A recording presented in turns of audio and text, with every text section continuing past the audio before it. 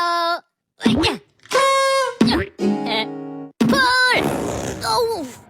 Ooh. Yeah.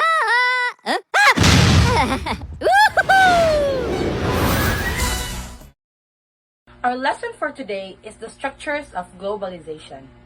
Our learning objectives are: first, define economic globalization. Second, identify the actors that facilitate economic globalization. Third, define the modern world system. And lastly, articulate a stance on global economic integration. Hello everyone! So first, let's talk about the global economy. There are two words, the economy and globalization. Let's talk about first the economy.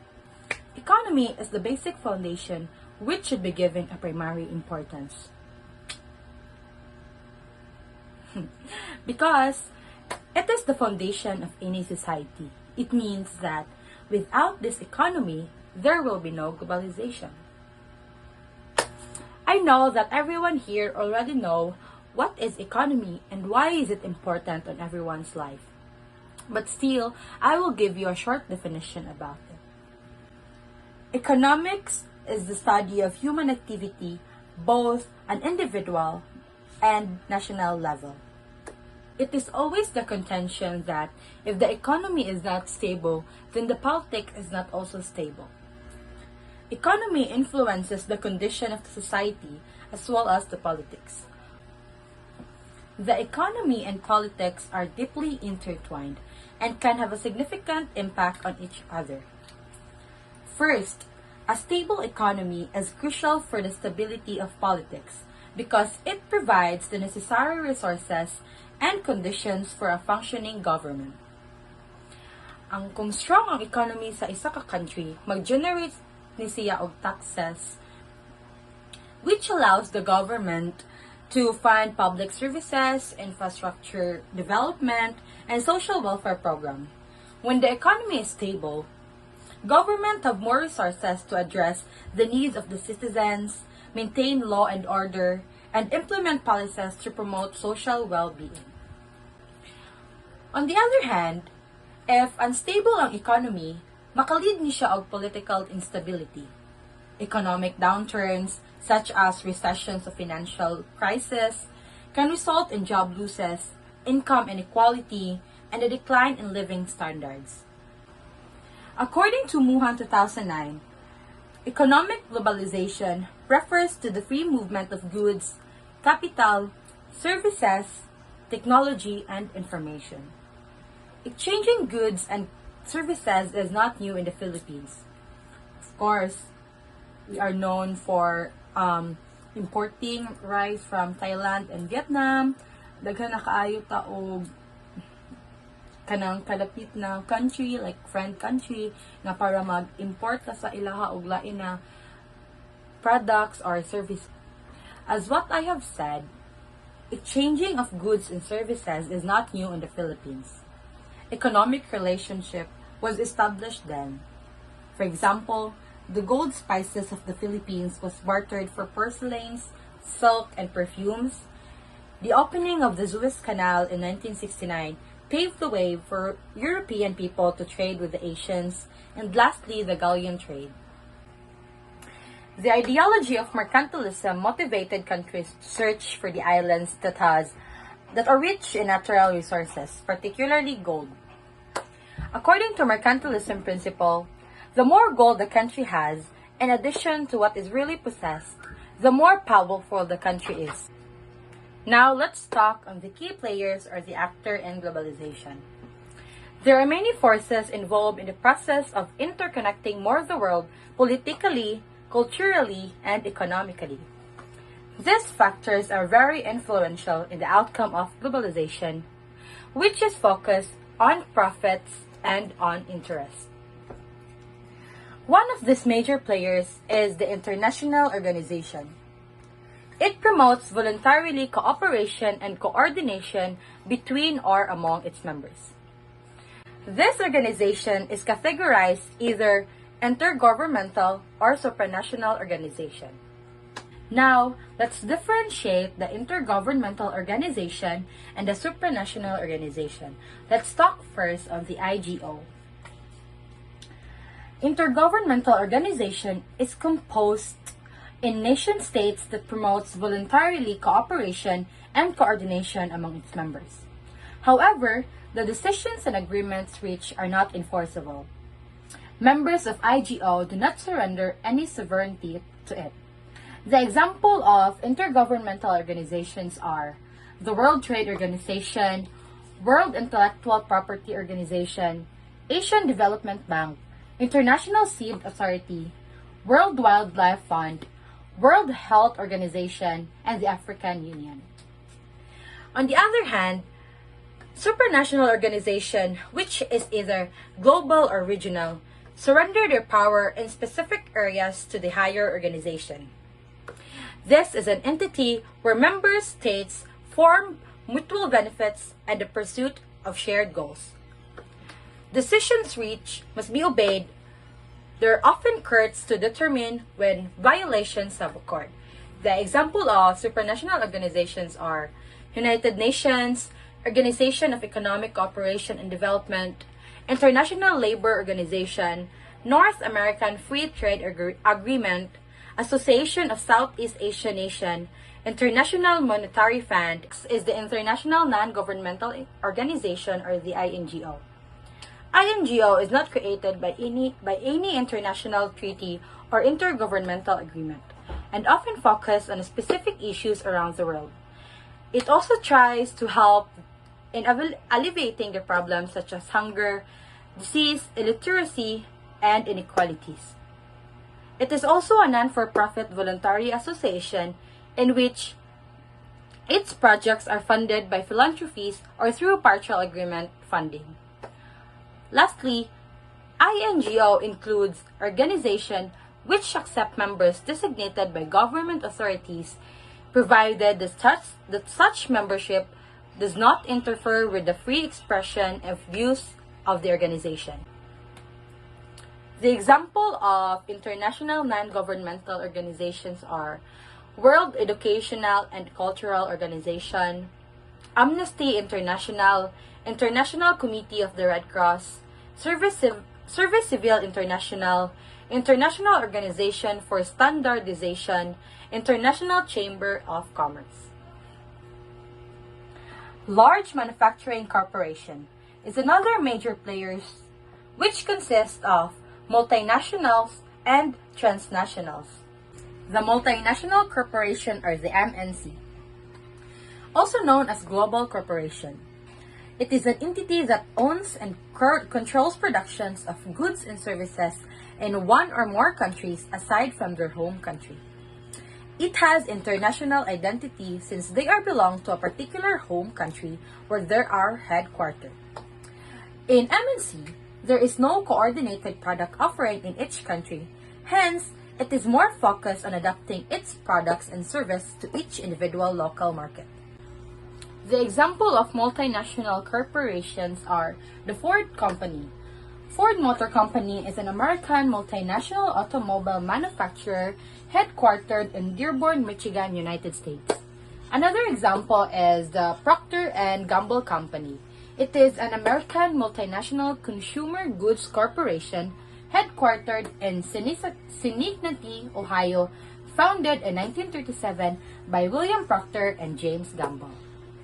Now, let's move on the Transnational Corporation or TNC.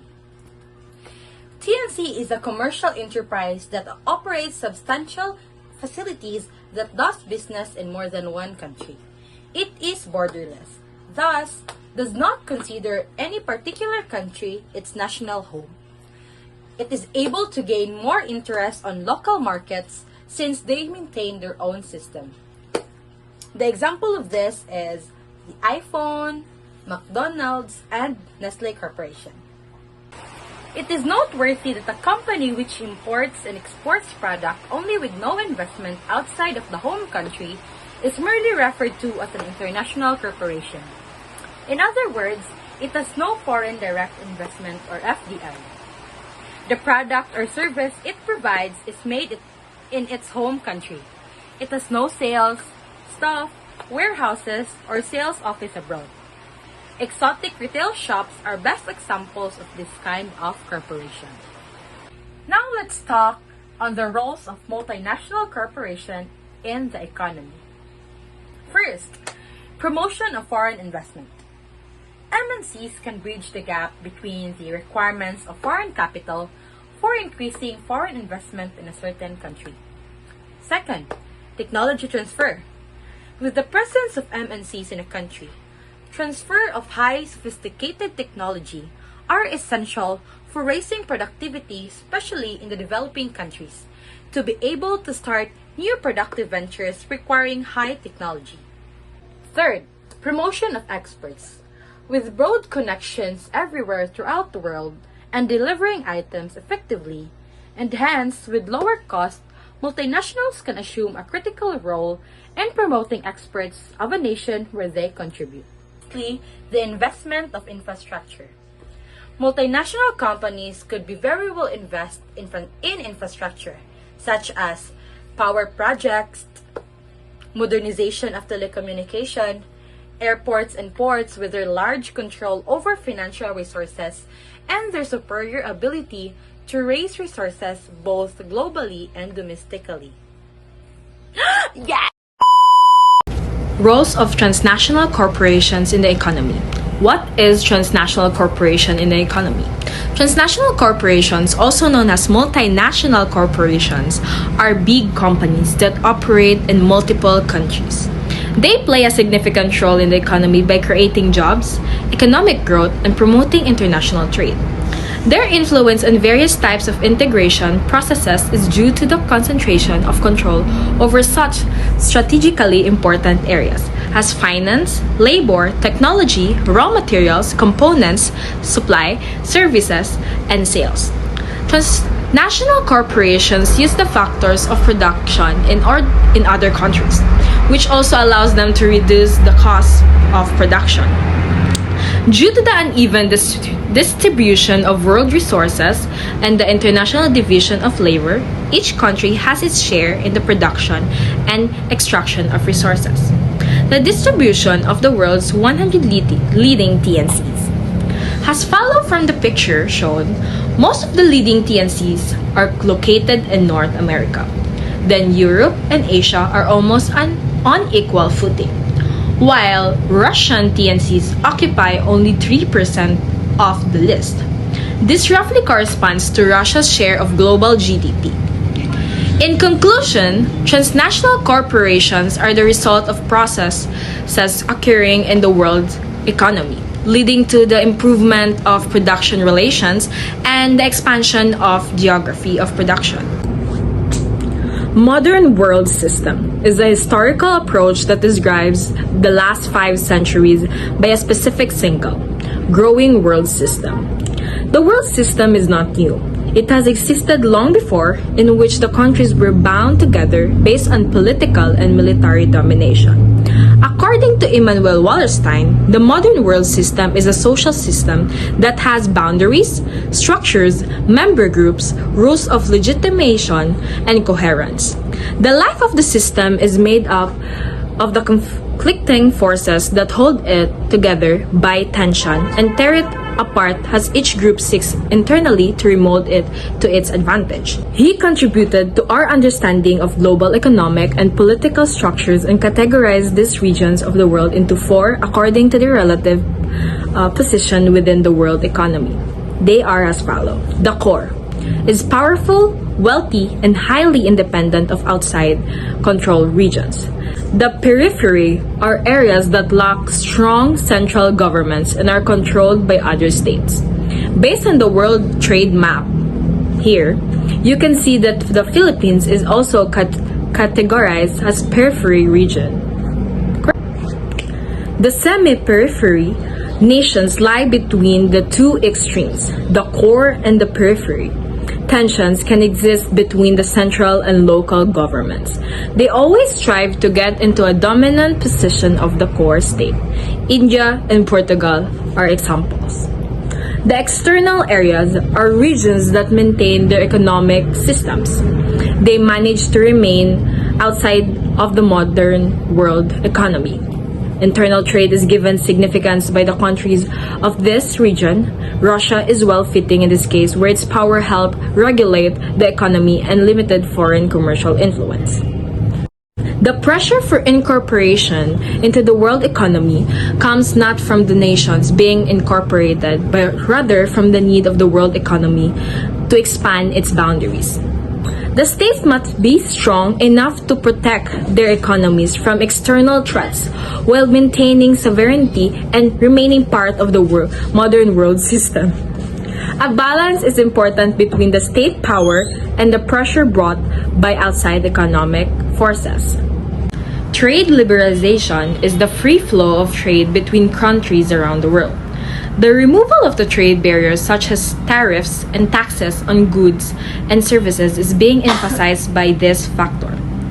The activities of the transnational corporations have become more pronounced in the globalization era. With the growing importance of economic globalization, it cannot be denied that countries work hard and compete to succeed in the global economy. As stated by Khan, global economic integration is thought to improve the allocation of natural resources, promote technology transfer, and enhance living standards. Held and McGrew observed that there is a significant increase in the level of international trade about the national income. Multinational invest more in a country that has liberalized its economy, just like in the Philippines, wherein the Philippine Economic Zone Authority, or PIZA, and Board of Investments offer tax incentives to attract foreign investors. States that are within a specific geographical region usually come together to establish a free zone and trade between themselves. The practice of two or more countries sitting, meeting, and discussing together, trying to overcome the economic crisis and promote the development of it, is regional integration. An example of this is the North American Free Trade Agreement, or NAFTA, signed among Canada, Mexico, and the United States, creating a trilateral trade bloc in North America. Hi everyone, so karon abot na tag lesson 2. Ako na pod, so it's my time to shine, char. So marajaw na duyom sa edutanan, maayong gabi kaninyong tanan. So we're going to talk about market integration, lesson 2, market integration and international financial institutions. So there are 5 key terms that we're going to talk about tonight. Okay, the first one is the Bretton Woods system. Halamik, unsa nang Bretton Woods system? Hala, wala pa di ko kabalo. Pero, char, kidding lang. So, the Bretton Woods system was inaugurated year 1944 during the United Nations Monetary and Financial Conference. Unsa to na year? Year 1944. So, it was influenced by the British economist John Maynard. So, the purpose of this, to agree on a system of economic order and international cooperation that will help countries recover from the devastation of the World War. So di ba ang Bretton Woods system was established year 1944. So of course, dili dayon ang mga countries dali maka-recover sa katong World War, kay grabe kaayo nga damage ang na kuan ato. So that's why the Bretton Woods system was established to help countries nga naapektuhan sa war. Next is International Monetary Fund. So it was established a year later after ng Bretton Woods system. It was established year 1945. So it is based in Washington DC. So it aims to promote global economic growth and of course to reduce poverty around the world. So same lang gihapon sila sa Bretton Woods system na nag-aim gihapon to help the countries or other developing countries. Ang role ng World Bank kay to reduce poverty by lending money to the governments to its poorer members para to improve the standard of living of their people. Next one is the General Agreement on Tariffs and Trade. So the General Agreement on Tariffs and Trade is a legal agreement between many countries. So it was signed, it was signed by 23 countries in October 1947.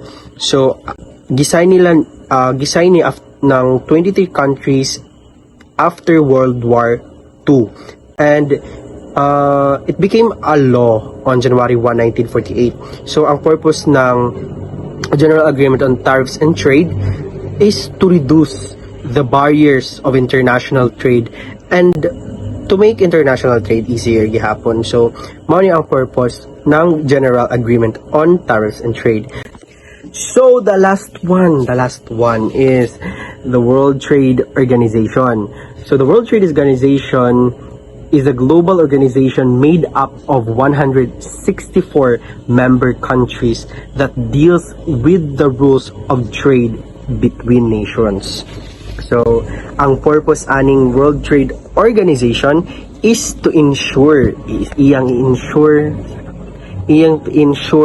that the products across their borders are safe. Kanang mukaan mo sulod sa ilang country na mga products kay safe and wala sila kini magdala og exotic diseases and pests.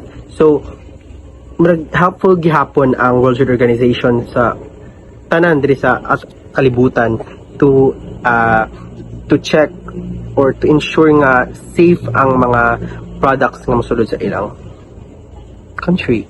So yeah, that's all. Oh my god. So next is the attributes of global cooperation. So ang global cooperation naa siya'y advantages and disadvantages. So ang advantages ng global cooperation is of course number 1 is cheaper labor, number 2 is broader market base, next is tax cut, and lastly job creation. So mao ni sila ang mga advantages of global cooperation. Maghatag sila help not only sa mga tao but of course sa corporation nila. So next is the disadvantages. So the first one is the potential abuse of workers, threat to local business, and the last one is loss of jobs. So ang global cooperation is either can create or can destroy not only people but of course it can affect them also. So that's all, everyone. Thank you. Hey sisters! As Paul said, globalization has a positive and negative effect of the government. And now let's gonna talk about what are this negative effect of globalization. First, in terms of culture, globalization possesses threats to culture and language. Developing countries, despite having made significant contribution to the system, do not gain from such a situation. Second, in terms of religion, globalization facilitates the sharing of information on differing viewpoints on a various religion. Third, immorals. Immorals activities are not only getting worse internationally, but they are also become a sickness. Fourth, it also affects in the international politics.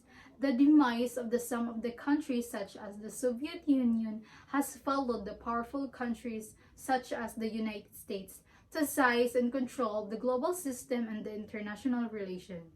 Fifth, it also affects in the economy. Many national economies have collapsed as the result of the advent of the global firms that offer the lower cost of goods and services. Sixth, it also affects in science. Despite the fact that globalization significantly leads to the new scientific revolution in many domains, globalization continues to rise and severe the concern about the face and the future generation. Well, aside from the positive and the negative effect of globalization on the government, there is also an institution governing the international relation. Now, what it means. International institution from a vital part of the contemporary international relation, there are the central focus of policy-making efforts around the world. Economic institution, agencies, or foundation that provides product, and distribution of goods and services, which is important to the economy of the country. And now, let's also differentiate globalization and internationalism.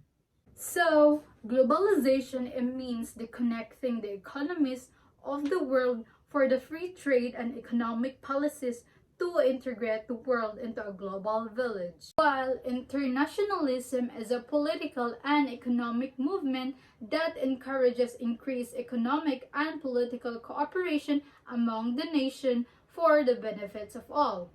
It teaches people that have more in common than differences, and that nations should be treat each others as equals. Hey sisters! The global interstate system. Countries around the world use several systems of government.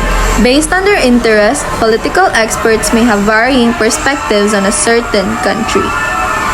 4 key attributes in world politics today. Number 1, there are states that are independent from one another. Number 2, states interact with one another through diplomacy. 3, international organizations exist to facilitate these interactions. And number 4, beyond facilitating meeting among states, these organizations also take lives on their own. 4 essentials of a state: people, territory, sovereignty, government. According to Cruz 1989, a state is a community of persons, more or less numerous, permanently occupying a fixed territory and possessing an independent government organized for political ends to which the great body of inhabitants render habitual obedience. Globalization has positive and negative effect on government. With the changes around the world associated with globalization, a lot are still apprehensive. Globalization positive effect. Number 1, in communication, internet consumers and users are rapidly rising. For education, today technology enabled students and researchers to gain access to ideas and information. Number 3, in terms of issues, practically everyone is made aware of the rights of women, children, the environment, inequality, and so on through engaging media coverage. Number 4, culture. There is a clearer, deeper awareness of the many cultures, tradition, and religion, which leads to a demonstration of compassion and empathy towards one another. Number 5, resources. Since developed countries need natural and human, there is a growing interdependence among these countries. Number 6, investment flows from developed nations to underdeveloped ones, increasing foreign exchange reserves. Number 7, and the last one, is competition. Every worldwide firm will increase the quality of its product in order to compete. Hey sisters! I'm Ara.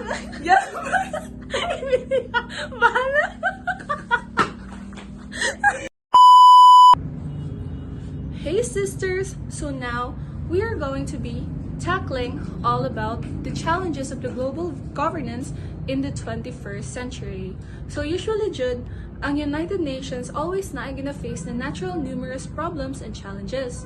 Take note, ang kanina institution is not a world government, so if one state refuses to cooperate, na ay tendency na they need to compromise or compromise. So there are 5 nga global governance gaps identified by WIS 2015. These gaps are knowledge, normative, policy, institutional, ug compliance. Pero when the United Nations explored more deeper sa case studies, this also includes terrorism, nuclear proliferation, humanitarian crisis, development aid, climate change, human rights, ug HIV or AIDS. So ang second is knowledge. So knowledge is a valuable core asset which is both intangible and concrete. With this, mas magkasinabot ang each members og tarong so maglisod jud ta if ever kay need man natong ideas and all para magkasinabtanay ta. So, aron maka-brainstorm ta og maka-properly understand ta with each other. Also, according to Dimitriou, needs sa UN sab magbuhat og strategies and policies to develop, organize, and share knowledge to achieve cross-cutting goals. So another challenge is ang normative. Norms are measurements of morality. Murag sila ang basis sa mga behaviors bitaw are more like role model in a certain community. Pero implementing a new development agenda is difficult because they are always contested by nationalism, populism, and protectionism. Always na competition in between that part, but still, norms should be articulated and defended, performed and practiced, and also dapat na balance sa norm setting and norm implementation. So, unsa man ang norm setting and norm implementation? Ang norm setting are the standards of conduct followed by a group. Then, ang norm implementation is kanang demonstrated by states' action, capabilities, and strategic policy directions. So the third challenge is ang policy. Institutional gaps would include any failures of effective mechanisms to ensure that law is in place. Example ani is ang Office of the Commission for Human Rights naglook into sa mga issues about sa human rights. And lastly is ang global governance. It is on the issue whether the policies are implemented or enforced effectively. Ang uban countries man good is dili willing or unable to implement ang mga nag-agree na elements sa international policy as well sa mga violators and abusers. Challenges in this COVID-19 pandemic. Millions of people across the globe had been infected with the novel coronavirus and killed hundreds of thousands of individuals. But how did the coronavirus spread so quickly? We're going to trace the virus day by day over the first month of the outbreak. Early December 2019, the virus traveled from Wuhan province of China to other countries, spread to global north and global south until it's turned into a global pandemic. The COVID-19 pandemic is a transnational threat that requires a global response, but the outbreak results in the varying national approach in managing global epidemiological interdependence and exposed further to structural weaknesses in the global governance system. The crisis confronted the world with inherent links of multiple issues domains. Apparently, artificial intelligence is highly relied upon in finding solutions to this impending problem of diseases and other emergencies. But how can you help control the spread of COVID virus? Number 1. Wear a face mask in a public indoor spaces. Number 2. Maintain at least 6 feet of distance between yourself and others. Number 3. Avoid large gathering. Number 4. Socialize outdoors. Number 5. Get vaccinated and boosted as soon as you are eligible. At dito nagtatapos, my name is Amor Ando, BSHM1, and this is Challenge in this COVID-19 pandemic. Thank you. So for our next topic, which is state relevance amidst globalization. So despite sa mga concerns on the loss of sovereignty due to globalization, the state remains the key actor in the international and domestic arenas even with the assumption sa emergence of global civil society. So dili dapat nato i-overlook ang global governance. So because in this contemporary world monggod, wala gihapoy evidence na ang globalization is ang nag-reduce sa relevance of functions sa states. But in fact, mas na-motivate sa globalization ang state para mas mag-grow. So according to Jones, the state will persist because the need for state has grown. And also, the local resource pools and socio-economic problems on which it is based are undiminished. So globalization benefits society in countries that enjoy some degree of political and economic stability. So in other words, kailangan sa globalization ang strong states with strong democratic institution. So that's all. Thank you. Hey, sisters. Hi guys, I'm Carl Martin Alvarado. I'm going to report about the roles and function of the United Nations. The United Nations have 5 roles and functions. Number 1 is preserving international peace and security. Number 2 is to promote sustainable development. Number 3 is protecting human rights. And number 4 is providing humanitarian assistance. And number 5 is promoting international cooperation. Number 1, preserving international peace and security. The main function of the UN is to maintain global peace and security. It achieves this through peacekeeping operations and diplomatic negotiation and conflict efforts. The UN Security Council plays a crucial role in this regard, as it has authority to take action to maintain international peace and security. So how they succeed this role? They succeed this role by providing security guarantees and responding crises. These UN operations have supported political transitions and helped buttress fragile new state institutions, even if major peace-building challenges remain. Number 2, promoting sustainable development. The UN works towards promoting sustainable development worldwide.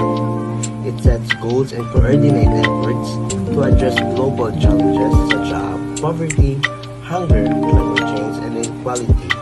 One of the negotiable achievements in this area is the adoption of the Sustainable Development in 2015, which outlined comprehensive agenda for global development. What has the UN done to promote sustainable development?